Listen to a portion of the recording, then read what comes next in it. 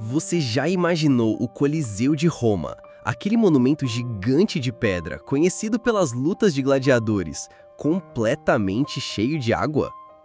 Não, pois prepara o coração porque isso aconteceu de verdade. E não foi uma cena de filme. Estamos falando de batalhas navais encenadas com barcos, soldados, efeitos, sangue e drama. Tudo dentro do próprio Coliseu.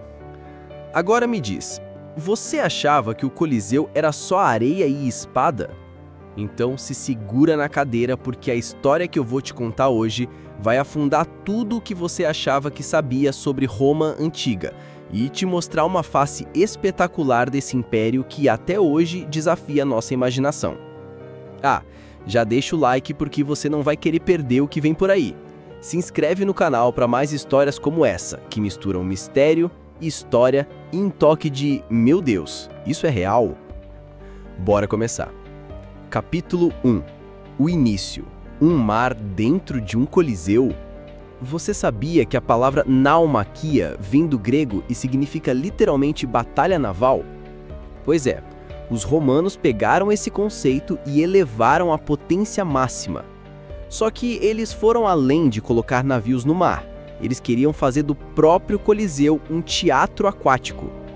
E por quê? Simples, porque Roma era o império do espetáculo. Era uma sociedade onde a grandiosidade era a medida do poder. Quanto mais impressionante o show, maior o prestígio do imperador. E ninguém entendia mais disso do que Tito, o imperador que inaugurou o Coliseu em 80 d.C.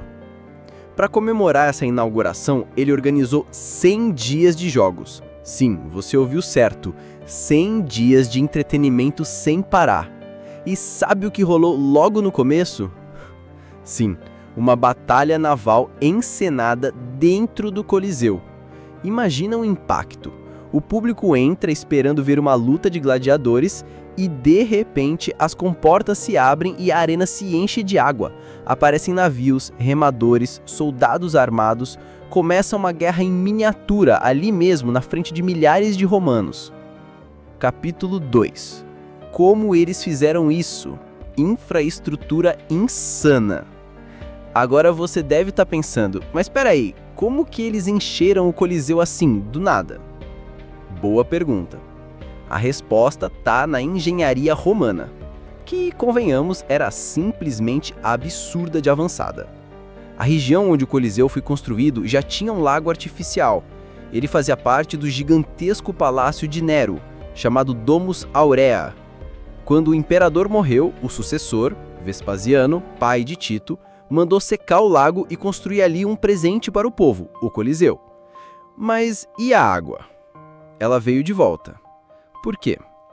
Porque os aquedutos romanos eram uma rede complexa de canais elevados e subterrâneos que levavam água de fontes naturais até os centros urbanos. Um dos aquedutos mais importantes que abasteciam essa área era o Aqua Alsietina. E mais, o Coliseu tinha um sistema de canais de drenagem e reservatórios. Isso significa que eles podiam literalmente abrir comportas e alagar a arena, e depois, no fim do espetáculo, escoar tudo rapidinho e continuar com as lutas de gladiadores. Agora me diz, qual estádio moderno faz isso? Capítulo 3. Como era uma naumaquia? Tá, a arena foi lagada. E agora, como era esse espetáculo? As naumaquias não eram batalhas completas com dezenas de navios como as verdadeiras guerras marítimas. Era algo mais simbólico, mas não por isso menos impressionante. Segundo historiadores como Cassius Dio e Marcial, duas miniaturas de frotas entravam em combate dentro da arena. As batalhas tinham um tema. Por exemplo, a famosa guerra entre Corinto e Corcira. O cenário era todo decorado. As arquibancadas eram ocupadas por mais de 50 mil pessoas. O público vibrava e até animais aquáticos eram soltos na arena, só para dar um toque a mais de realismo. E o mais insano, muitos dos combatentes nessas batalhas eram prisioneiros condenados à morte. Eles sabiam que estavam lutando pela vida, o que tornava o show ainda mais dramático. Capítulo 4. O fim das batalhas aquáticas. Mas aí vem a parte triste, ou curiosa. Esse espetáculo durou pouco. Logo após os jogos inaugurais, o Coliseu passou por uma transformação estrutural que mudou tudo. Foi construído o famoso hipogeu, aquele labirinto subterrâneo que hoje a gente vê nas ruínas. O hipogeu era um conjunto de túneis, celas, plataformas manuais, tudo que era necessário para armazenar e movimentar gladiadores, animais e cenários, sem que o público visse. Mas essa maravilha logística teve um preço. Impossibilitou encher o Coliseu com água novamente. Afinal, quem ia inundar um sistema tão complexo? Resultado? As naumaquias foram deixadas de lado. Nunca mais foram realizadas dentro do Coliseu. Os romanos passaram a realizar batalhas navais em locais abertos, como lagos artificiais e reservatórios fora da cidade. Capítulo 5. Mito ou verdade? Existem provas? Você pode estar se perguntando, mas isso aconteceu mesmo? Não seria só exagero dos antigos? Justa dúvida. Vamos aos fatos. 1. Fontes históricas. Autores romanos como Suetônio, Cássio Dio, Marcial e Plínio relataram as batalhas com detalhes. Eles viram ou ouviram relatos de quem viu. 2. Evidências arqueológicas. As estruturas subterrâneas do Coliseu que existem hoje, o hipogeu, datam de depois do reinado de Tito, ou seja, no início havia sim espaço para inundações. 3. Hidráulica compatível. O Aqua Alcetina era suficiente para fornecer água. Roma tinha engenharia de sobra para isso. Então sim, apesar de parecer surreal, há fortes indícios históricos e arqueológicos de que isso foi real. Capítulo 6. Os outros palcos da naumaquia. Depois do Coliseu, as batalhas navais romanas não desapareceram. Elas apenas mudaram de endereço. Imperadores como Cláudio e Nero realizaram naumaquias em lagos de verdade, como o Lago do Fucino e o Campo de Marte, onde estruturas gigantes foram construídas só para isso. Algumas usaram milhares de combatentes, navios reais, e foram assistidas por centenas de milhares de pessoas. Era um show que misturava guerra, teatro e política. Porque, claro, quanto maior o espetáculo, maior o imperador. E o povo? O povo vibrava. Afinal, quantas vezes na vida alguém ouvia uma batalha naval ao vivo? É como se hoje colocassem um porta-aviões no Maracanã e fizessem um show aéreo ali dentro. Então, agora pensa comigo. Qual o impacto de tudo isso para uma pessoa comum em Roma? Imagina você, um cidadão romano, entrando no anfiteatro e de repente vê aquilo se transformar num oceano, com navios batendo um no outro, combatentes morrendo, o imperador aplaudindo. Era mais do que um espetáculo. Era um lembrete de: olha o que Roma é capaz de fazer.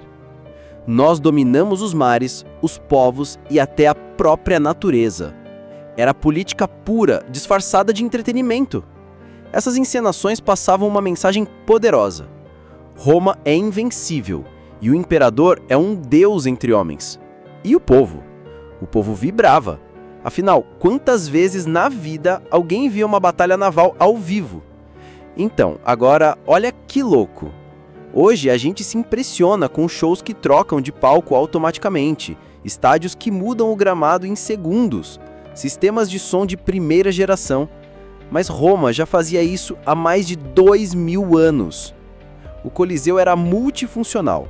Servia para lutas, execuções públicas, encenações mitológicas, caças a animais exóticos e sim, batalhas navais. Hoje, a gente precisa de estádios diferentes para cada tipo de evento. Em Roma, um só lugar dava conta de tudo, inclusive do mar. A gente acha que é moderno, mas Roma já era futurista. E olha algumas curiosidades que você provavelmente nunca ouviu. Em algumas naumaquias, o número de mortos foi maior do que em batalhas reais. Muitos dos navios eram construídos exclusivamente para o espetáculo e depois destruídos. Os sons dos remos, dos gritos e das espadas ecoavam pelas pedras do Coliseu, criando uma atmosfera assustadoramente realista. Há quem diga que o Coliseu foi chamado de Mar de Pedra, uma referência direta às naumaquias. Alguns arqueólogos acreditam que o fundo da arena era levemente côncavo para ajudar na drenagem da água após os espetáculos aquáticos. Fala sério, Roma não brincava em serviço. E agora faz um exercício comigo e imagina. E se algum arquiteto do século XXI resolvesse reconstruir o Coliseu com tecnologia moderna e a capacidade de fazer batalhas navais novamente? Imagina o impacto. A água entrando, navios controlados por inteligência artificial, iluminação com LED, som surround, uma experiência imersiva. Seria o evento do século. Milhões de pessoas viajariam só para ver isso. Mas olha que ironia. A Roma antiga já fez isso, com pedra, bronze e engenharia manual, sem computador, sem robô. Dá para não admirar? Então, esses espetáculos